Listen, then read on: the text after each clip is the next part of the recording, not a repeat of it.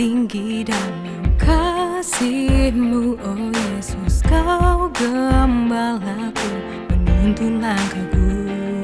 Ku mau setiap hari berjalan denganmu.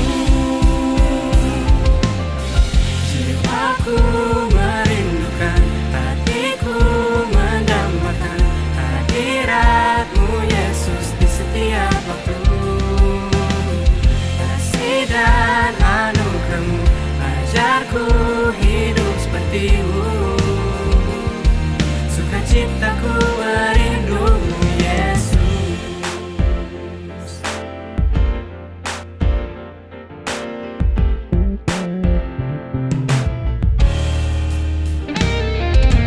Kejaman-Mu selalu tenangkanku kala hidup haru dalam badai yang menderu. Kasih-Mu tak lepaskanku meski aku selalu beranjak berpaling dari-Mu. Hidupku untuk memuliakan nama-Mu. Jiwaku merindukan, hatiku mendambakan hadirat-Mu Yesus di setiap waktu. Kasih dan anugerah-Mu ajarku hidup seperti-Mu. Sukacitaku merindu-Mu Yesus.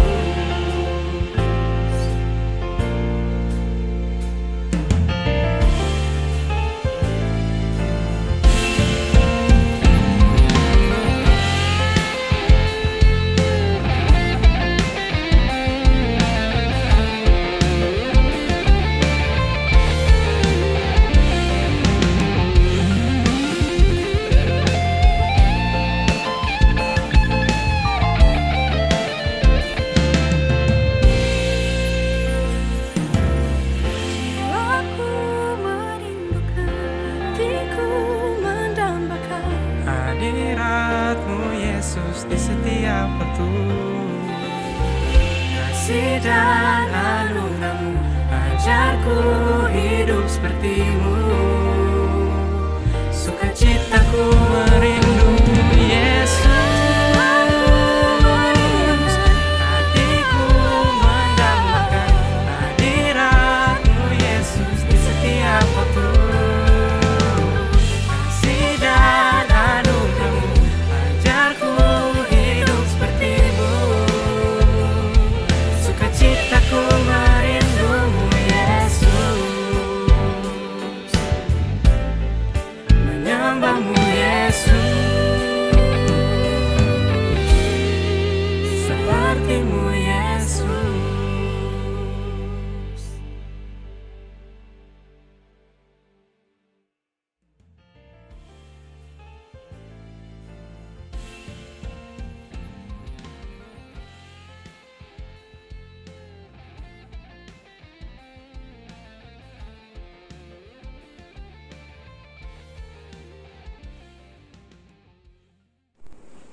Shalom, selamat sore Bapak Ibu semua. Apa kabar hari ini? Tentunya luar biasa ya. Gimana, sehat? Tentunya sehat luar dalam. Ya, sore hari ini kita berjumpa lagi di dalam chapel guru dan staff. Semoga chapel ini bukan hanya menjadi rutinitas ya Bapak Ibu, tetapi menjadi liturgi di dalam kehidupan kita sehari-hari.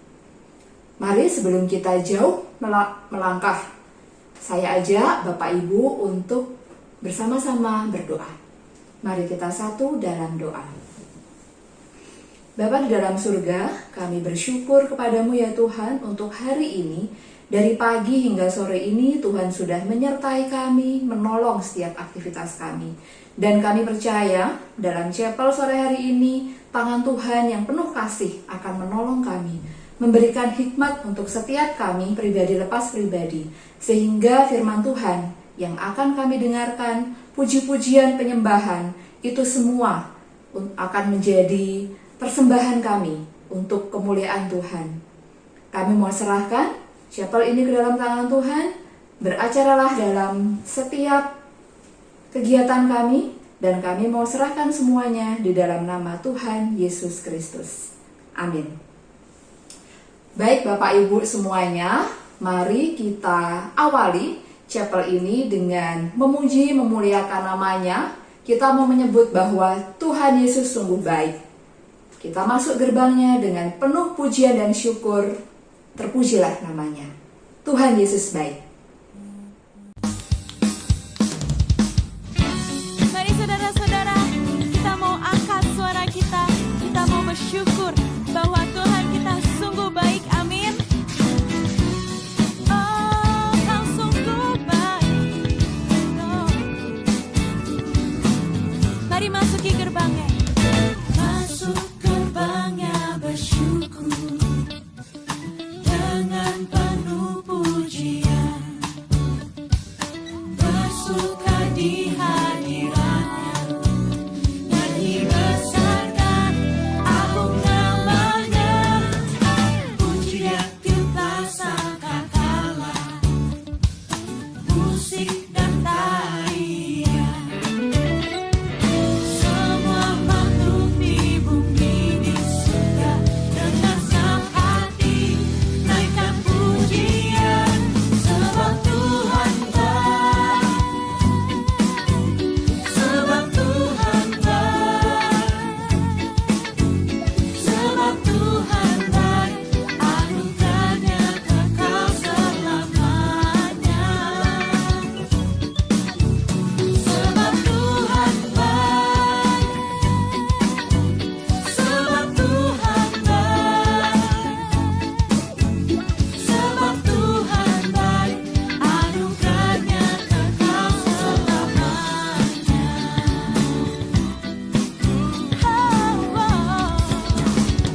Mari kita panggil namanya.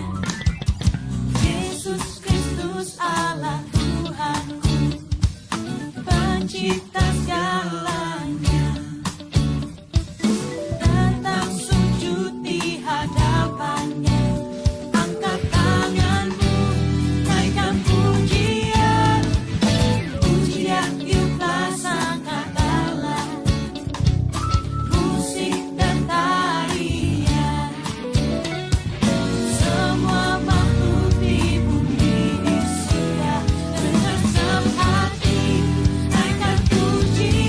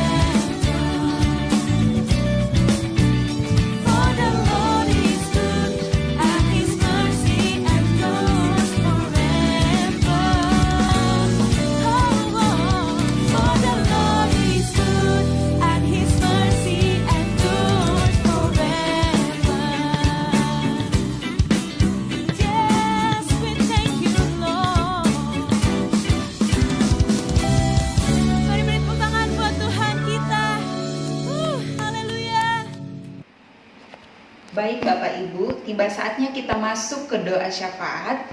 Mari kita berdoa. Bapa yang ada di surga, kami mengucap syukur Tuhan untuk kasih setiamu, rahmatmu yang terus melimpah dalam hidup kami. Terima kasih Tuhan karena Tuhan sudah memimpin kami, memberi kami kesempatan untuk mengadakan chapel sore ini.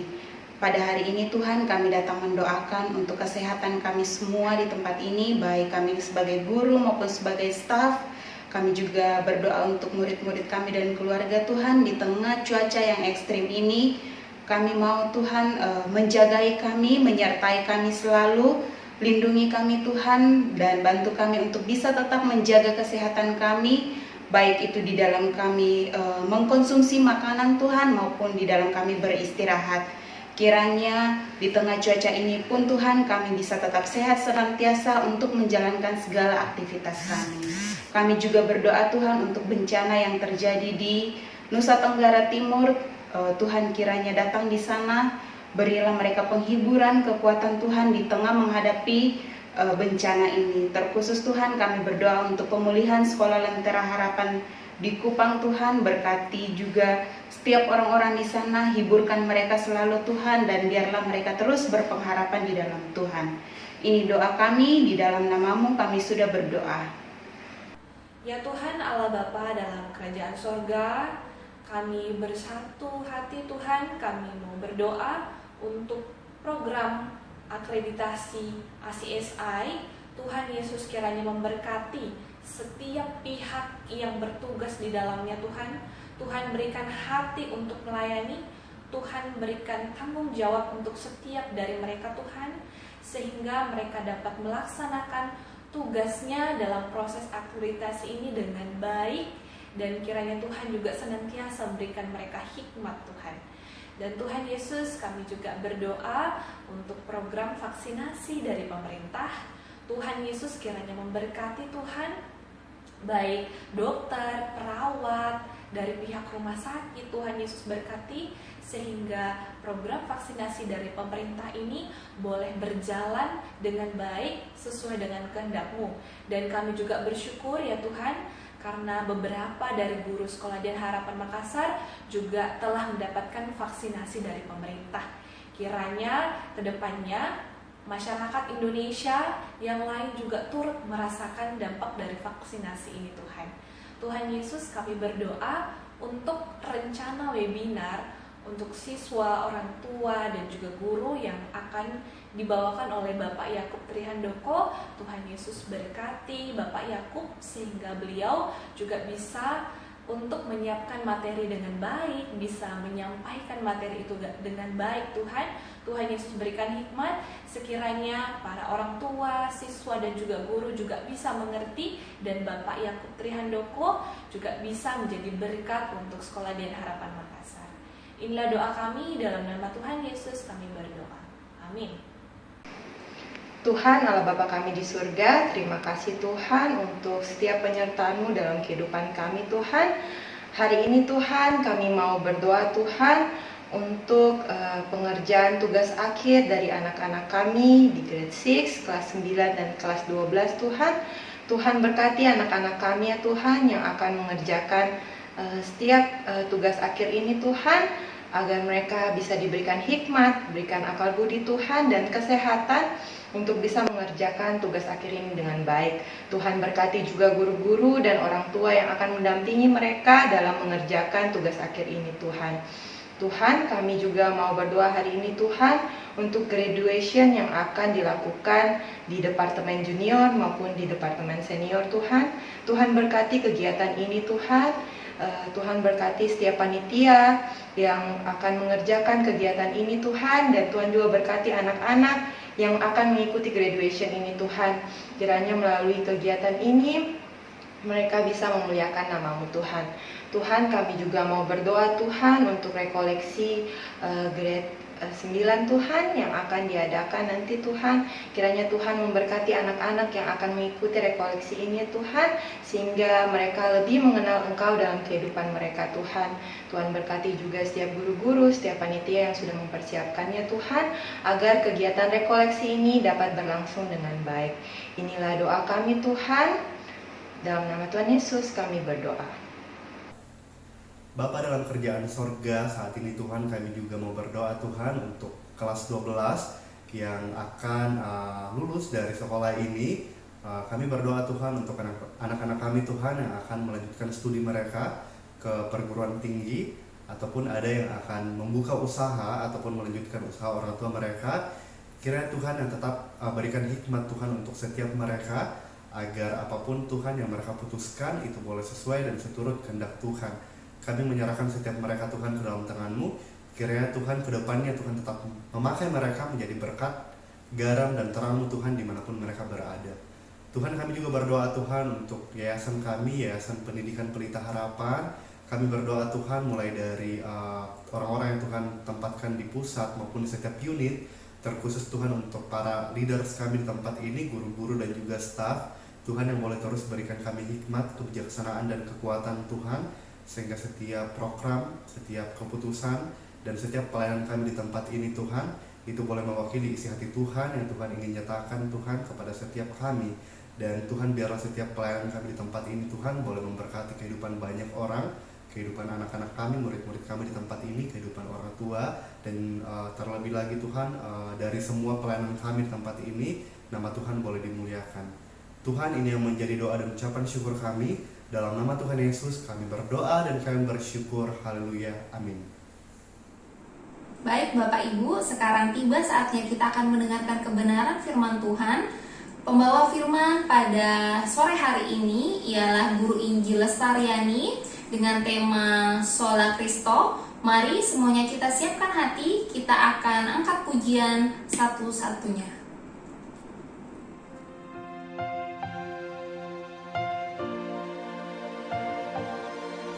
Engkau Tuhan yang setia, waktumu selalu yang terbaik. Engkau Tuhan sandaranku, dan ku hanya kan berharap padamu. Satu-satunya yang ku andalkan, satu-satunya yang ku percaya. Engkau sumber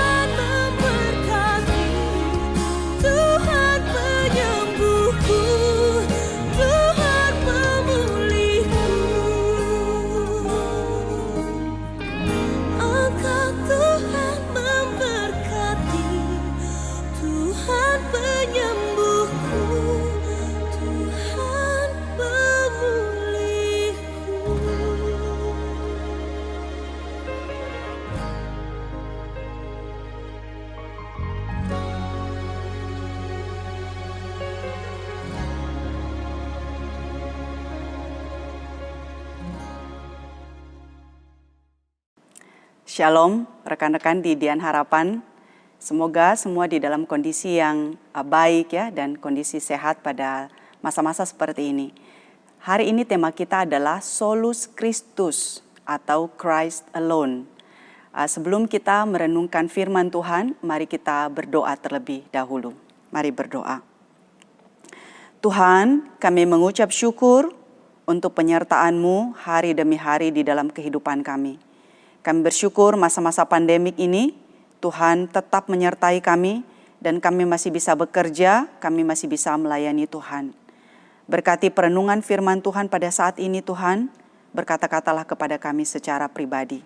Dalam nama Tuhan kami Yesus Kristus, kami sudah berdoa. Amin. Rekan-rekan sekalian, mari kita buka dua bagian Alkitab yang diambil di dalam Keluaran 20 ayat yang ketiga dan nanti kita akan membaca 1 Timotius 2 ayat yang kelima. Saya bacakan buat kita, rekan-rekan juga boleh membuka Alkitabnya. Keluaran 20 ayat yang ketiga. Jangan ada padamu Allah lain di hadapanku. Bagian yang kedua adalah di dalam 1 Timotius 2 ayat yang kelima.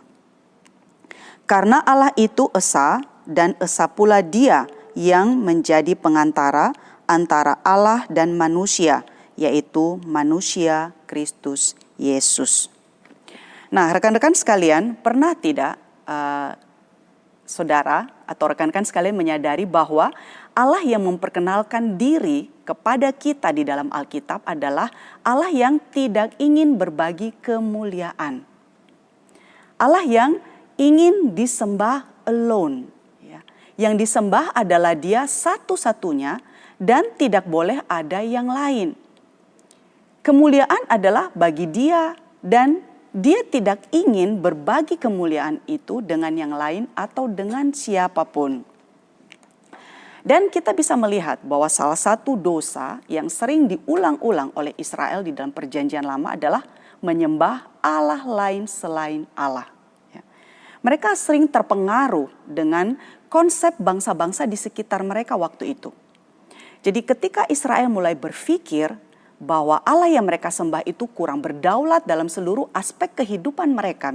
Misalnya, mereka hanya melihat Allah adalah Allah perang yang selalu memberi kemenangan di dalam peperangan. Namun, Dia tidak berdaulat di dalam hal ekonomi atau pertanian misalnya. Maka mereka akan mulai menyembah dewa lain, misalnya dewa kesuburan. Dan itu adalah pandangan bangsa-bangsa di sekitar Israel waktu itu. Ya, mereka menyembah Baal, dewa kesuburan atau dewi kesuburan, dewa hujan. Atau ada juga kepercayaan yang percaya bahwa Allah itu hanya berkuasa menurut lokasi tertentu. Ya, misalnya dewa yang hanya berkuasa di atas gunung, tapi tidak berkuasa di lembah atau di dataran rendah. Nah, bangsa-bangsa di sekitar Israel waktu itu memiliki kepercayaan seperti itu. Dan Israel itu kadang-kadang terpengaruh terhadap keyakinan itu. Padahal saudara, Allah yang menyatakan diri kepada Israel adalah Allah yang berkuasa di mana saja. Di gunung, di lembah, di laut. Dan Dia sudah membuktikan hal itu kepada Israel. Dia juga bukan hanya Allah yang berkuasa di dalam peperangan, namun juga adalah Allah yang berkuasa dalam segala bidang kehidupan. Ya. Dia berkuasa menurunkan hujan atau memberi kekeringan. Dia berkuasa memberkati pertanian, memberi hasil panen yang banyak dan lain sebagainya. Jadi kita melihat di sini Israel seringkali berubah. Mereka seringkali meragukan kuasa Tuhan. Dan mereka terpengaruh terhadap keyakinan bangsa-bangsa lain yang ada di sekitar mereka. Nah, balik lagi kepada hal yang awal tadi saya sampaikan tentang kemuliaan satu-satunya hanya bagi Allah. Nah, Alkitab memberi beberapa contoh tentang bagaimana Allah tidak membiarkan ciptaannya mengambil atau mencuri kemuliaan bagi dirinya. Misalnya ya, Nebukadnezar, Raja Babel, pernah dia bersikap congkak dan menganggap dirinya sebagai Tuhan. Nah, Tuhan kemudian menghukumnya dan menyatakan padanya bahwa Dialah Allah yang mengangkat dan memberi kuasa kepadanya. Nah, kita bisa membaca kisah ini di kitab Daniel. Tuhan menghukum Nebukadnezar dan mengambil segala sesuatu yang dimilikinya itu. Nebukadnezar berpikir bahwa dia adalah Allah, padahal dia bukan Allah. Nah, Raja Herodes juga sama ya. Dia menganggap dirinya hebat dan dia menyombongkan diri. Kemudian apa yang Tuhan lakukan? Tuhan kemudian mengirim malaikat untuk menampar Herodes. Nah, saudara, selain Allah tidak berbagi kemuliaan, dia juga menuntut hati yang sepenuhnya adalah buat dia. Tuhan tidak ingin hati kita umatnya mendua. Tuhan ingin kita menjadikannya sebagai prioritas, sebagai yang utama dan terutama. Nah, di dalam 10 hukum yang tadi kita sudah bacakan ya, Tuhan mengatakan di dalam Keluaran 20 ayat yang ketiga, jangan ada padamu Allah lain di hadapanku. Dan di dalam perjanjian baru, Tuhan Yesus mengungkapkan hal itu melalui hukum yang utama. Kasihilah Tuhan Allahmu dengan segenap hatimu, dengan segenap jiwamu, dengan segenap akal budimu, dan dengan segenap kekuatanmu. Nah, kasih kepada Allah haruslah menjadi yang terbesar. Ketika ada sesuatu yang kita anggap lebih penting dari Allah, sesuatu yang menarik hati dan pemikiran kita lebih daripada Allah, sesuatu yang dicari untuk memuaskan diri yang seharusnya hanya bisa dipuaskan oleh Allah, maka itu sudah disebut sebagai berhala buat kita. Tim Keller pernah mengatakan hal seperti itu ya. Dia mengatakan ilah palsu adalah segala sesuatu yang begitu penting dan esensial, sehingga ketika kehilangan hal tersebut, kita merasa hidup tidak layak untuk dihidupi. Dan itu banyak sekali ya hal seperti itu, berhala-berhala atau ilah-ilah palsu itu di dalam kehidupan kita. Nah, saudara, Allah yang ingin kemuliaan hanyalah bagi Dia dan yang menginginkan kasih yang sepenuhnya itu dari umatnya. Oleh John Stott menyebut hal itu di dalam konteks perjanjian baru sebagai egosentris Kristus. Ya, jadi di dalam perjanjian baru ketika Kristus datang, maka kita melihat bahwa seluruh Injil sesungguhnya berbicara tentang siapa? Tentang Yesus. Kristus hampir selalu berbicara mengenai dirinya sendiri. Dia memang ada banyak yang menyebut nama Allah Bapa, tapi kemudian ditambah dengan pernyataan bahwa dialah anak daripada Allah. Dia datang ke dalam dunia ini, dia mengajarkan tentang Injil Kerajaan Allah. Seseorang diterima masuk di dalam kerajaan itu kalau dia percaya dan menerima dia atau menerima Kristus sebagai Tuhan dan Juru Selamat. Nah, John Stott mengatakan bahwa yang paling mencolok dari ajaran Yesus ini adalah dia menjadikan dirinya sendiri sebagai pusat. Bahwa dia adalah pusat dari segala rencana Allah. Orang hanya dapat sampai kepada Allah dan kebenarannya itu adalah melalui Dia. Jadi sebetulnya sangat kristosentris ya, tapi John Stott menyebutnya dengan istilah egosentris Kristus. Dan inilah salah satu prinsip yang kemudian dicetuskan oleh para reformator kita. Solus Christus atau sola Christo, Christ alone, sebagai satu di antara prinsip sola yang lain.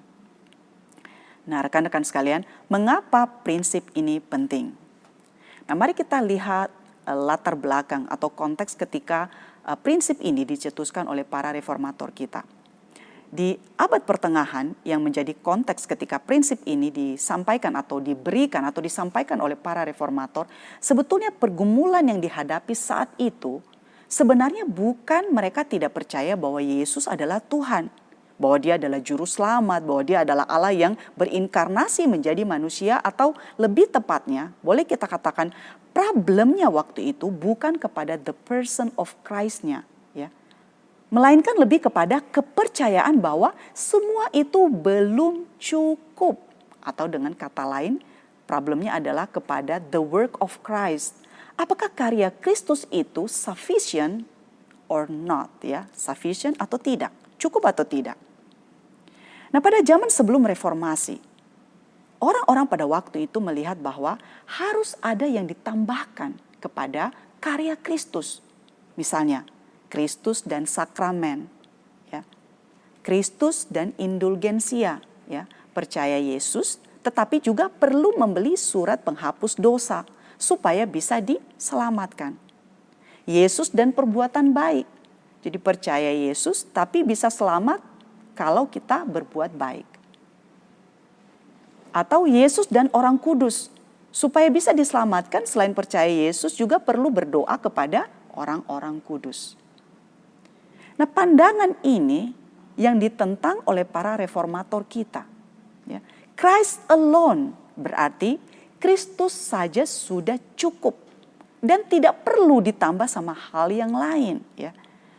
Prinsip sola Christos atau Christ alone ini menjelaskan bahwa Kristus dan hanya Kristus saja. Dia adalah semua yang kita miliki untuk keselamatan dan juga dia adalah semua yang kita perlukan. Kita tidak membutuhkan pengantara untuk sampai kepada Tuhan karena sola Christus menjelaskan bahwa keselamatan telah disediakan sekali untuk selamanya oleh Kristus. Jadi karyanya dan penebusannya itu sudah cukup untuk pembenaran kita.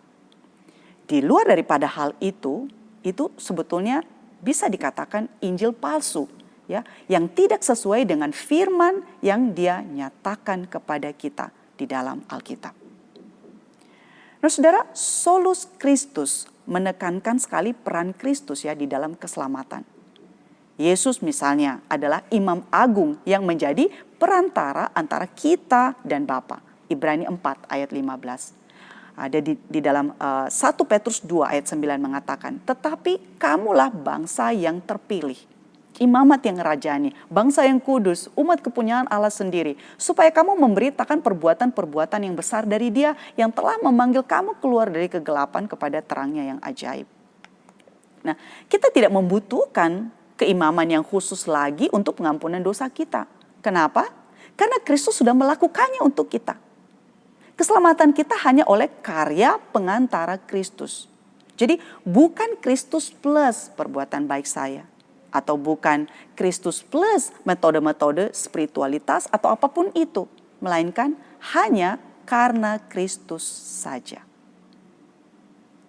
Nah, salah satu pertanyaan di dalam Katekismus Westminster ya. Pertanyaan nomor 21. Siapakah yang menjadi penebus bagi umat pilihan Allah?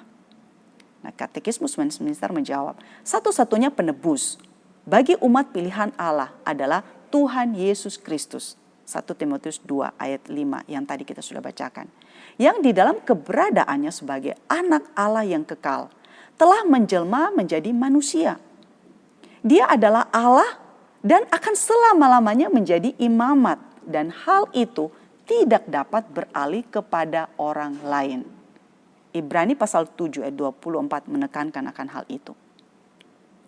Jadi saudaraku, kata alone atau hanya ya adalah sesuatu yang penting di dalam prinsip sola Christos ini. Mengapa Yesus itu menjadi satu-satunya penebus? Ya karena hanya Dia yang memenuhi syarat untuk menjadi penebus buat kita. Dia yang adalah Tuhan dan manusia yang membuatnya memenuhi syarat menjadi penebus. Jadi perantara penebus dosa haruslah Allah sendiri. Karena hanya Dialah yang tidak berdosa dan yang mampu memuaskan tuntutan keadilan Allah. Di lain pihak dia harus menjadi manusia supaya dia bisa menjadi wakil kita dan dia turut merasakan apa yang kita rasakan. Nah, karya Kristus itu sudah sempurna. Itulah mengapa ketika di atas salib dia berkata, tetelestai. Sudah selesai, sudah genap. Ya. Sudah selesai artinya karya Kristus di atas salib sudah tuntas, genap, sempurna, dan permanen. Tidak dapat diubah. Nah, konsep tetelestai ini ya saudara mirip seperti begini ya. Seorang pedagang di pasar, dia menjual barang dagangannya. Dan ketika uang penjualan itu dia terima, dia akan berkata, tetelestai.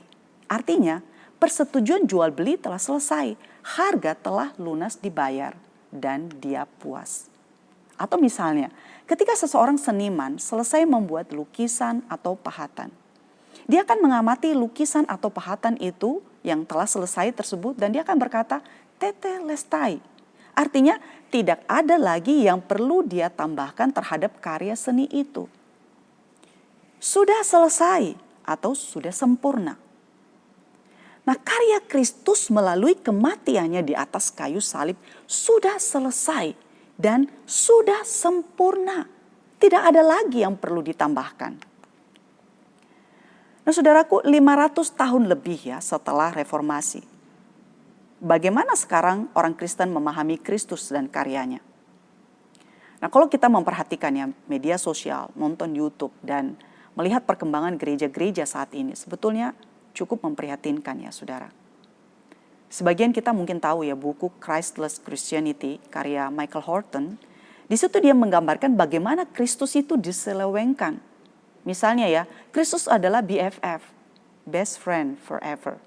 Dia sahabat, namun dia bukan juru selamat. Nah, karena dia sahabatku, aku salah, aku berbuat dosa, tidak masalah. Karena dia adalah sahabat yang baik. Nah, karena dia adalah Allah yang kasih, maka harus menerima semua orang, termasuk menerima pasangan, misalnya pasangan gay. Karena mereka menikah kan karena saling mengasihi. Love win, ya. Itu moto yang seringkali saya dengar. Saya tidak mengatakan ya saudara kita menolak dan menjauhi pasangan gay misalnya ya. Tapi poin saya adalah dosa itu adalah dosa. Allah adalah Allah. Allah adalah kasih, tidak berarti bahwa dia mentolerir dosa.